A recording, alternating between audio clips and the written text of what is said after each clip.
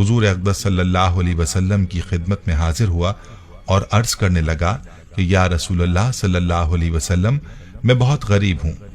मुझे कोई ऐसा अमल बताएं कि मैं अमीर हो जाऊं और मुझे गुर्बत से निजात मिल जाए।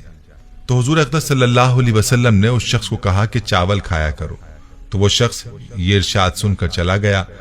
और कुछ देर बाद एक और शख्स आप सल्लल्लाहु अलैहि वसल्लम की खिदमत में हाजिर हुआ और कहने लगा कि या रसूलल्लाह सल्लल्लाहु अलैहि वसल्लम, मेरे पास इतनी दौलत है कि मुझसे संभाली नहीं जाती,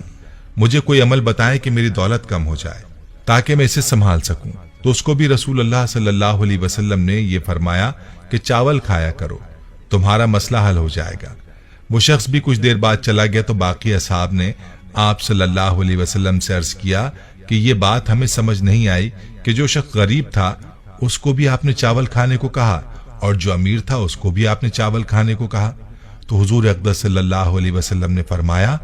याद रखो, जब इंसान चावल बनाता है तो उसके खाने में चावल का एक दाना ऐसा होता है जो कि अल्लाह की रहमत और बरकत वाला होता है। गरीब को चावल खाने को इसलिए कहा कि जो शख्स गरीब है वो थोड़े से चावल खरीद सकेगा और चावल बहुत थोड़ी मिकदार में पका सकेगा,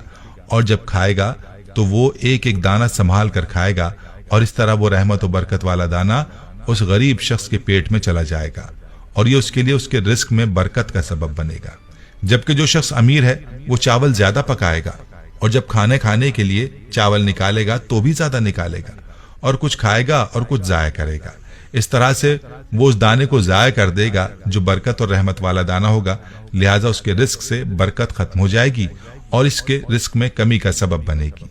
इस वाक़े का ताल्लुक बराह रास्त अल्लाह के इरशाद की तरफ है, जैसा कि अल्लाह रब्बुल इज़्ज़त फरमाता है कि जब तुम अल्लाह का शुक्र अदा करोगे तो अल्लाह तुम्हारी इस नेमत में इजाफा फरमा देगा। और रिस्क की नाकदरी का क्या नुकसान है, इस बारे में हजरत अली रजी अल्लाह तआला अन्हु की यह हिकायत मुलाहजा फरमाइए।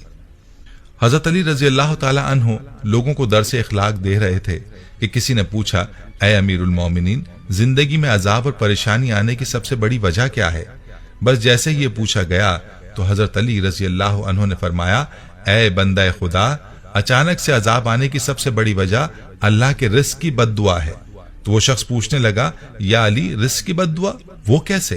तो हजरत अली रजी अल्लाह तआला अन्हु ने फरमाया कि इंसान जब बचे हुए खाने को जमीन पर फेंक देता है और वो बचा हुआ रिस्क जमीन पर कुचला जाता है तो उस वक्त वो फरियाद करता है कि ऐ अल्लाह, तूने मुझे इंसान के लिए खल्क तो किया है, लेकिन इंसान मेरी कदर से नावाकिफ होकर मुझे कुचलते हुए जा रहे हैं।